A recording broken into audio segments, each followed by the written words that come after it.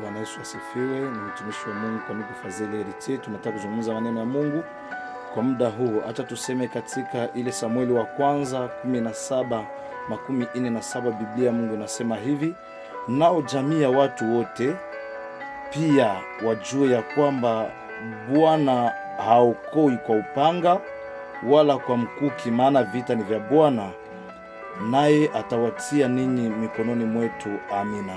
Mtumishi Daudi ako nazungumuza wakati anakutanana na jeshi kubwa la Wafilisti, akawaambia ya kwamba Bwana ndiye apigana kwa nafasi yetu na hatutaogopa, kwa sababu Bwana ndiye anayekuwa kingo. Jambo la kwanza, yaani kama unataka Bwana apigane pa nafasi yako, kwa sababu ni yeye ndiye anapigana pa nafasi ya wateule wake, pa nafasi ya nchi zinazomwamini. Kama unataka Bwana Kristo apigane pa nafasi yako, jambo la kwanza umwamini yeye.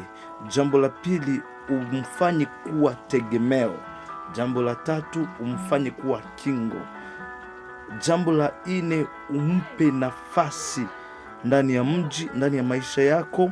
Umpe nafasi ndani ya biashara yako. Umpe nafasi ndani ya plan zako.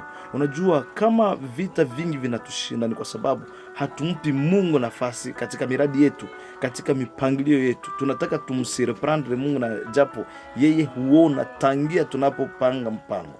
Tunataka tufanye mambo yaliyo zaidi, tukizani ya kwamba Bwana hatuoni, lakini Bwana anatuona. Hilicho ya muhimu ni kuzingatia sana sana tena sana yaliyo haki ya Mungu. Haki ya Mungu inasema ya kwamba yeye atapigana pa nafasi yetu.